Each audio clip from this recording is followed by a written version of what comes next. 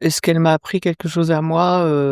Non, non, non, elle m'a appris simplement que j'aimais toujours autant le cinéma et que j'avais toujours autant envie de jouer des rôles, qui m'amusent. Ça, c'est déjà beaucoup.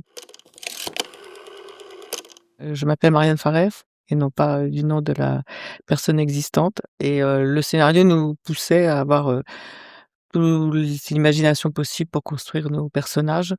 Les dialogues, le ton, une certaine théâtralité, une certaine exagération. Tout nous emmenait vers une possible fiction pour nous pousser à inventer des personnages. Vous êtes la femme la plus riche du monde? Ça vous évoque quoi? Riche, le mot n'est pas très joli. Fortuné, c'est mieux. Jérôme, avec ce bouquet, je ne vois pas Guy, si vous pouviez enlever tout ça. On se croirait à l'aéroport de Honolulu. C'est une femme qui accède à une autre, part d'elle-même. Elle n'est pas non plus présentée comme une victime. C'est une femme de pouvoir, qui sait quand même un peu ce qu'elle fait, mais qui tout d'un coup, a accès à une part d'elle-même, qu'elle ignorait à travers, la fantaisie de cette personne qu'elle rencontre, son humour, son intelligence, son regard sur la vie et voilà, donc tout d'un coup, ça lui fait voir le monde différemment.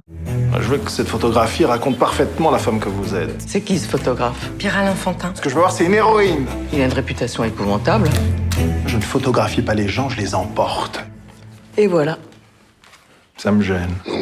Mais arrête de glapir, Guy. Oui, c'est exact, vous clapissez. Ce sentiment, je pense que d'ailleurs ils s'en sont pas forcément capables eux-mêmes de le nommer, mais c'est quelque chose, oui, qui nous balade, entre, une profonde affection, une forme d'amour, d'admiration, une capacité à rire des choses surtout.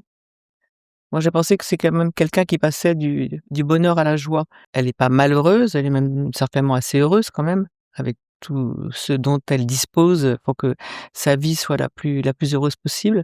Mais tout d'un coup, elle rencontre la joie, c'est un sentiment, très, très différent. Tout d'un coup, ça l'emmène vers un rivage, inexploré d'elle-même et c'est assez touchant de la voir comme ça, voir une autre manière de vivre, une autre manière d'exprimer les choses à laquelle elle n'est pas habituée. Oh! Ça vous plaît? Ah, c'est magnifique. Allez, virez-moi cette croutasse. Vous n'avez rien à faire là, à la bonicherie. Dehors! Allez, raus! Grâce à vous, c'est comme si je revivais. Ah, les voilà! Elle est là, ma petite chérie. Rencontrer des gens, qui vous font voir le monde, différemment, qui peuvent, en rire. Alors peut-être pas en allant jusque là où il va et encore que même finalement quand dans le film, en tous les cas, quand il dit, toutes les énormités qu'il dit à propos de la famille, à propos, du passé, même quand il remet profondément en cause les fondements même de cette famille, c'est une série de systèmes sur lesquels, repose cette famille qui sont mis à mal. Les systèmes financiers, l'histoire de la famille, et bien, peut-être on peut imaginer que comme on dit, elle y trouve son compte, qu'il serait le cas de le dire dans une telle, situation. Mais on peut imaginer ça, que peut-être, elle soit même soulagée de quelque chose qui est comme un poids finalement. Ces secrets qui hantent peut-être cette famille, enfin, je sais pas si ça les hante vraiment, mais des secrets de famille, il y a toujours un moment donné où ça vous revient en pleine figure. Vous avez toujours été comme ça? Je vais vous aider à déverrouiller tout ce qu'il y a de fermé en vous. C'est vous qui avez la clé. Je vais vous faire un contrat de 10 ans pour vos créations. 2 millions par an, ça vous paraît une somme raisonnable? Alors pour ce qui est des liens familiaux, on est peut-être quand même rassuré de voir que, au moins envers son père, même si c'est pas le plus, le plus sympathique de l'histoire, elle, témoigne d'un attachement, assez émouvant, assez touchant et c'est pas celui auquel elle nous invite, en tous les cas, vis-à-vis de sa fille. Il est hors de question que je passe une seconde de plus avec ce pique-assiette. Ce matin, elle avait mal au dos.